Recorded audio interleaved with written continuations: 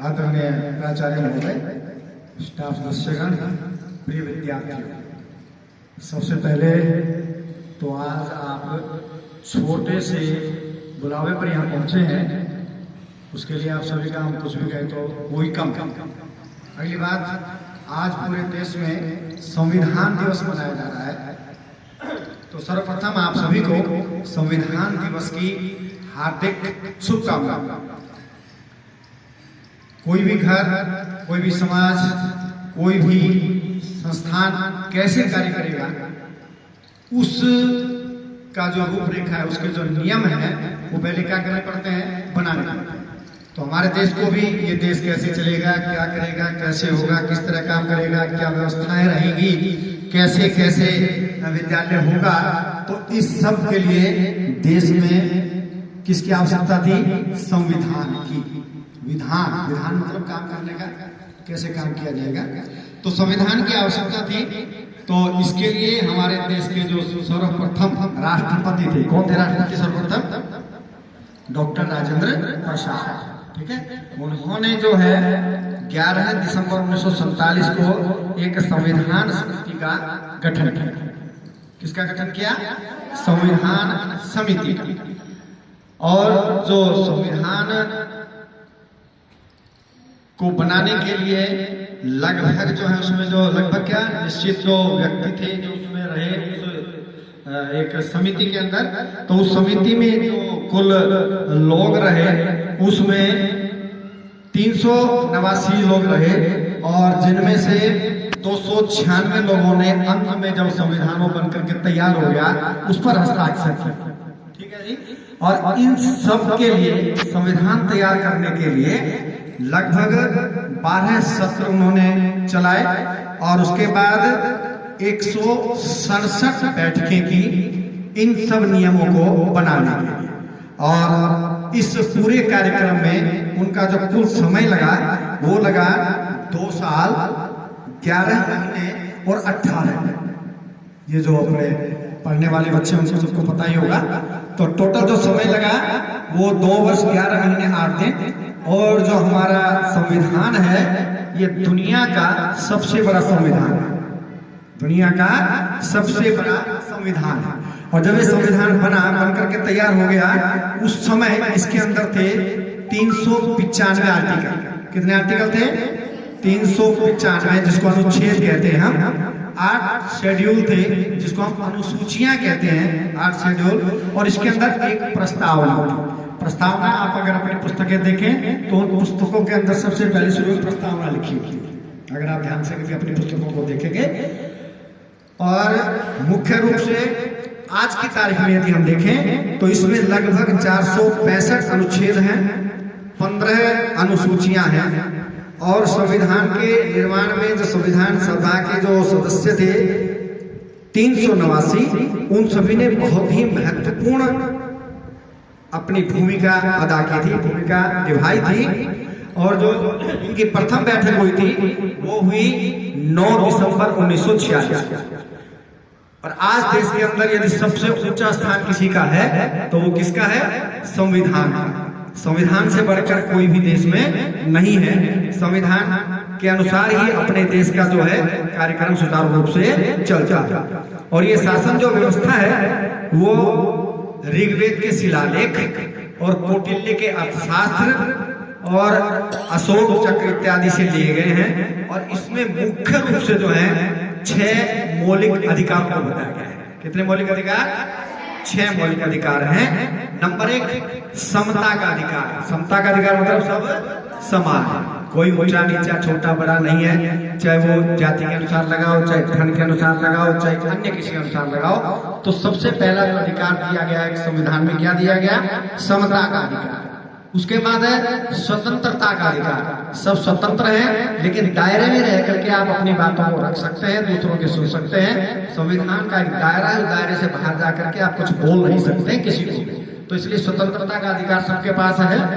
उसके पश्चात शोषण के विरुद्ध अधिकार, यानी कि कोई किसी को शोषण नहीं कर सकता है। जिसको जो मिलना चाहिए वो उसको वास्तव में मिलना चाहिए, शोषण का अधिकार इसके दिया गया है। और उसके पश्चात धर्म की स्वतंत्रता का अधिकार भी हमारी संविधान ने दिया है।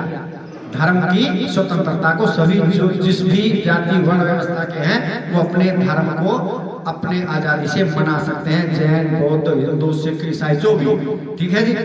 और उसके बाद संस्कृति और शिक्षा संबंधी अधिकार दिए गए हैं। अपनी संस्कृति का पालन करें और शिक्षा को ग्रहण करें। फंडामेंटल राइट भी रखे गए हैं, कुछ मौलिक अधिकार भी हैं। तो संस्कृति और शिक्षा संबंधी अधिकार दिए गए हैं। और उसके बाद जो आखिरी है संवैधानिक उपचारों का अधिकार भी है। यदि कोई संविधान में किसी प्रकार का यदि कुछ लगता है इसमें सुधार की आवश्यकता है तो वो सुधार भी किया जा सकता है। वो कौन करते हैं? हमारे जो लोकसभा के और राज्यसभा के सदस्य हैं, वो उनमें सुधार करके अंत में राष्ट्रपति के सिग्नेचर होने के बाद वो कानून लागू हो जाता है। तो ये सारी व्यवस्थाएं जो है किसके अंतर्गत की गई हैं? हमारे संविधान के अंदर, हमारे कॉन्स्टिट्यूशन के अंतर्गत ये सब किया गया है। तो भारत के प्रत्येक नागरिक का कर्तव्य भी बताया गया है कि भारत के जितने भी नागरिक हैं, खासकर सभ्य नागरिक, माने ना माने वो अगला बात है, लेकिन संविधान ने बताया कि क्या कर्तव्य होगा? भारत की संप्रभुता, भारत की एकता और अखंडता की वो रक्षा करे। कौन? प्रत्येक नागरिक। और उसके पश्चात अपने देश को अक्षुण्ण रखे, किसी प्रकार से उसकी हानि न हो, देश की रक्षा करे और आह्वान किए जाने पर राष्ट्र की सेवा करे। इस आह्वान पर मुझे याद आता है जब पाकिस्तान ने भारत पर आक्रमण किया तो उस समय जो लाल बहादुर शास्त्री थे वो हमारे देश के प्रधानमंत्री थे। और जब खाने का कुछ वो कमजोर पड़ा तो उन्होंने आह्वान किया था पूरे देश में कि वो सप्ताह में कम से कम एक दिन क्या करें? उपवास करें। उससे क्या होगा? अन्न की बचत होगी कि नहीं कुछ? तो यदि देश से कुछ आह्वान किया जाता है तो हम उसकी भी, देश की, राष्ट्र की सेवा के लिए उसका हम पालन करें, ठीक है। तो हर समस्या क्या है आज के तारीख में? हम अधिकार तो चाहते हैं, हम अधिकार तो चाहते हैं, परंतु कर्तव्यों का पालन करने नहीं चाहते, क्योंकि हमारे अधिकारों के साथ साथ हमारे कुछ कर्तव्य भी हैं, हमारी ड्यूटीज भी हैं।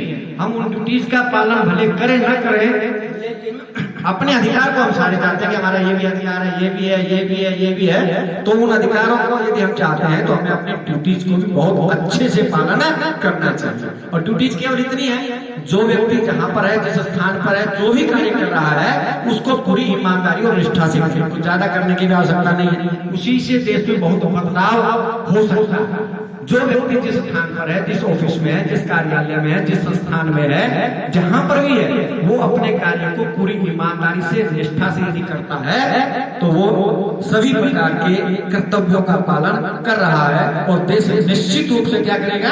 उन्नति करेगा। इसमें कोई दोहराना नहीं है। तो आज हम सभी को एक संकल्प भी करना चाहिए कि हम अपने कर्तव्यों का ईमानदारी से पालन करें।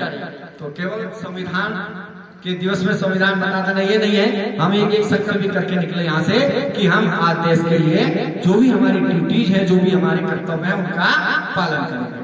तो 26 नवंबर 1949 के दिन जो है हमारा संविधान अंगीकृत किया गया, स्वीकार किया गया और आज 26 नवंबर है। तो आज के दिन पूरे देश में क्या मनाया जा रहा है? संविधान दिवस मनाया जा रहा है। और इसको लागू किया गया। लागू क्यों हुआ? ये 26 जनवरी 1950 को। तो प्रत्येक वर्ष 26 जनवरी को हम गणतंत्र दिवस मनाते हैं। उस दिन हमारा संविधान लागू हुआ, जबकि बनकर के तैयार हो गया 26 नवंबर 1949 को, ठीक है जी।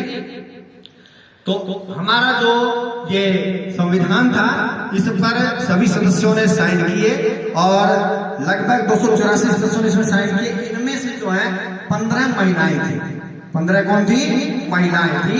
और इसी दिन यानी कि 26 नवंबर को ही जन गण मन को राष्ट्रगान का दर्जा मिला और वंदे मातरम को राष्ट्रीय गीत स्वीकार किया गया।